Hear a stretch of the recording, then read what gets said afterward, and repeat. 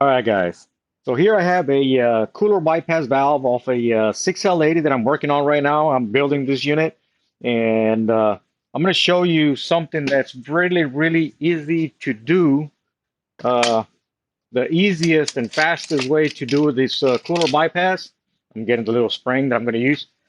This spring right here, it's a spring that you order, and these are the torque converter clutch TCC isolator valve spring that goes on the 4L60Es. Also, you can get the pump slide inner spring as well. If you want to, you can modify this spring, make it a little shorter if you want. If not, it works as it is. And so let me show you what I'm going to do. There are aftermarket pieces here that you can install and to do the bypass. So what happens here, let me show you first how this thing works. So this thing bypasses the radiator.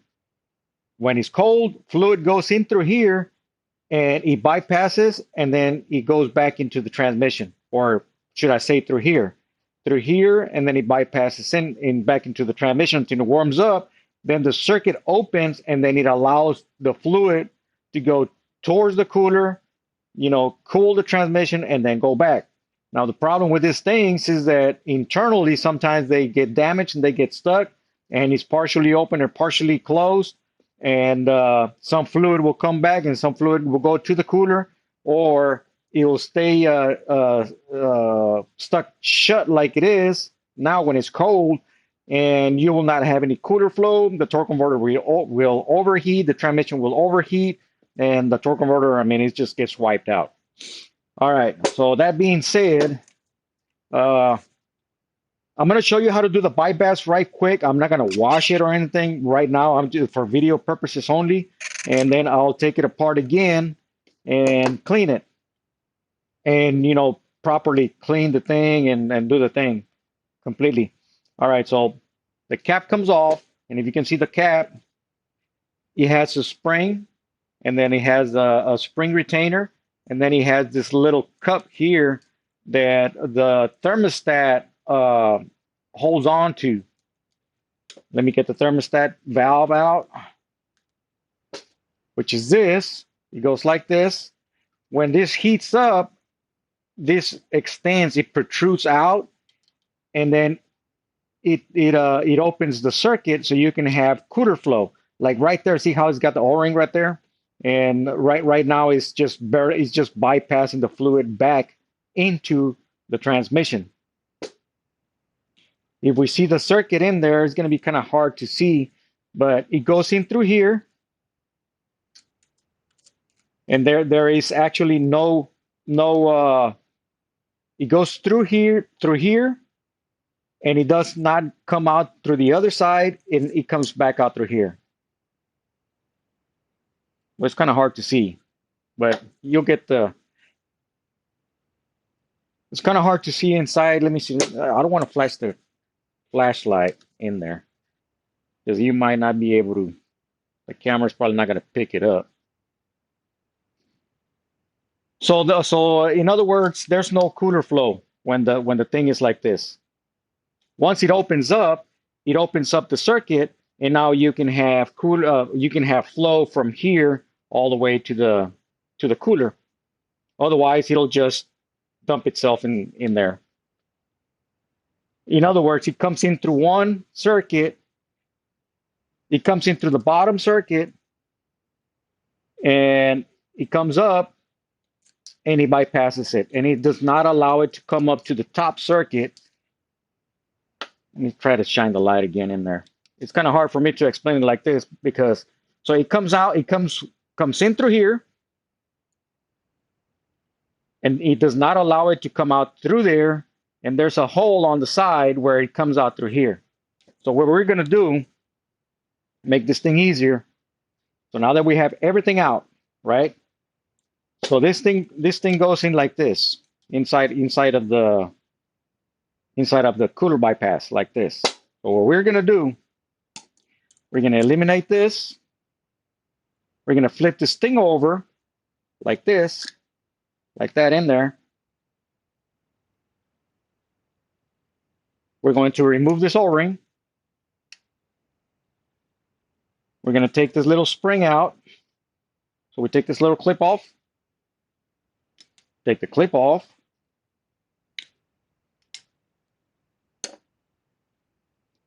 The seat for the thermostat comes out and the spring, and now we have this just a plain old cap. Now what we're going to do, we're going to put this spring here because we want to hold the thermostat in there. And what this does is going to force the fluid to come out through here, go out to the cooler, go all the way back to from the cooler, and then back into the transmission. It's a cooler bypass. So we are actually modifying this piece right here as if this piece never existed on the transmission itself. Like if you have straight cooler line going into the transmission, that's exactly what we're trying to accomplish here, so that you can have full-time cooler flow. So now that we have that like that, let's go ahead and install our snap ring. Install our snap ring. There you go. And that's how you bypass. Let me get the air.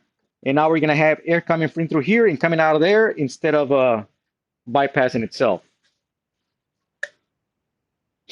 So if I blow the air through here, it's going to come out through here. I can feel it through there. Nothing comes out through there. If I blow air through here, it's going to come out through here.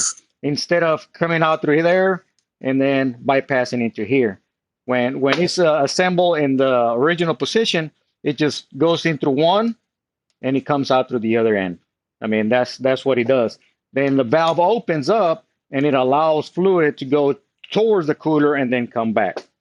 And I mean, it's good. Like if you live in the North Pole, Alaska, or whatever, or above the Rust Belt, you know, where it gets really, really cold, then you want it originally like it came, you know.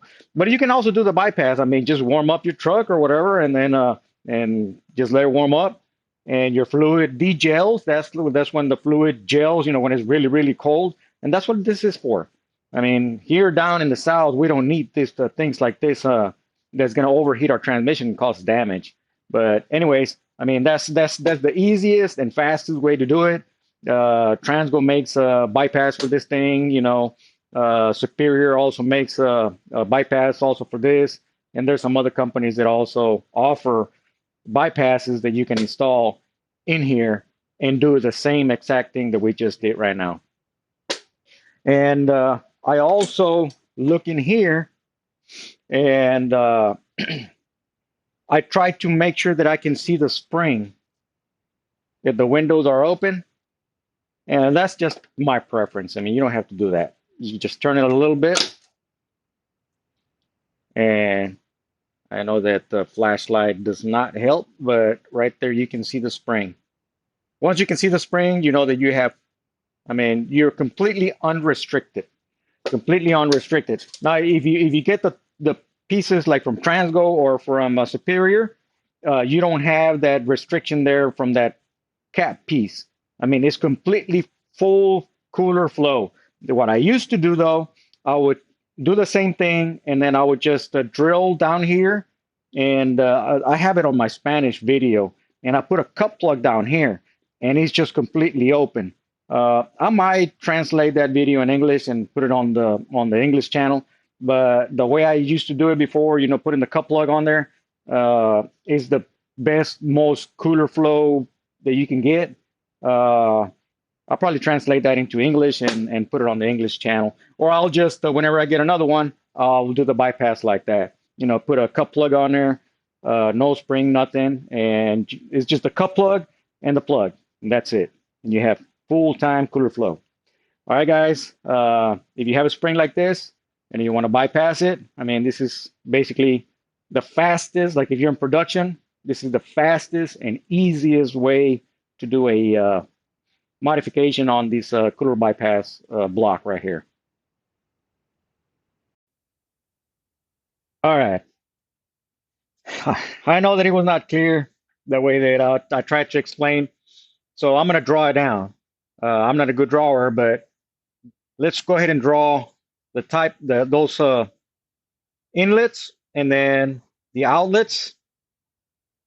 And let's pretend that this is the block like that. All right. And the cap is over here on this side. And then you have the inner springs, this is part of the cap like this. And then you have the tip of the thermostat like that. And then it's blocking the flow to come from here and coming out that way. So it's blocked. So right now the fluid is blocked because you have the other spring pushing against that until it heats up. And then you have the spring, and then you have the seat. You have the seat down here. The spring goes through, and this passage goes like this, right? So basically, fluid is there, but this is the return fluid, but it just goes through there for now because this is plugged up. Remember, we removed the O-ring from here. You have an O-ring here, and then you have another O-ring here, right? And then we have the tip of the where did I left it at? I already threw it away. Oh no, it's in here. Okay, so this piece right here is the only thing that get used, right? So I'm not sure if you're following me right now. So whenever it heats up, the thermostat, the plunger extends, and then this right here, remember there's another spring over here. It extends, and then let me draw it again. So we have the spring, we have the seat, we have this seat right here. So I'm duplicating the seat. Now it's gonna sit right there like that, and he's gonna block this hole. So now it's blocking this passage right here to go back like that. And now we have this becomes open, and this moves to this side, and now the fluid will go through there. I'm not sure if I'm explaining myself. I should have drawn two pictures to try to explain it in a better way. Let's draw the block again. So now we have the spring, we have the seat, and then we have the thermostat like that. So the fluid will be forced itself. Here we have where the O-ring is at, and here we have the other spring, the seat. So this thing already extended. Now the fluid is going to go through here, and it's going to go through the side of through the cooler. Here we have the other cooler line fitting. The lines go like that. So this is going to be to cooler, and then from cooler like that. So now we have flow, and it's blocking the flow this way. Right here we have no flow because it's blocking the fluid going out, and it has the flow going this way. And now we have cooler flow going out that way, and cooler flow going back into the transmission. I hope that kind of explains everything, because it was kind of hard to shine the light in there. So now we have this thing flipped back upside down. This thing is upside down like this, like that, and we have a big old spring keeping it that way to keep this seated on there and forcing the fluid to go towards the cooler. And then it cools, it does his job in the cooler.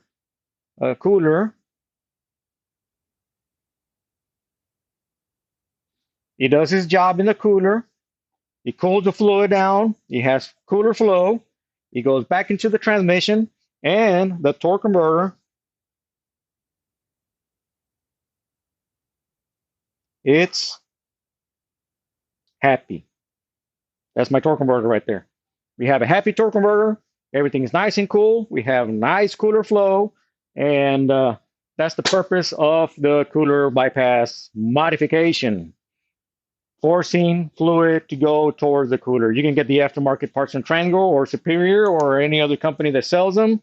Uh, or you can do it like this, or you can go to my Spanish channel if you have superpowers and you can speak another language, which is Spanish, and watch that. Or I might translate it, use my superpower and translate it into English, and post it over here. All right, guys. Well, thank you for watching, and hope this helps someone.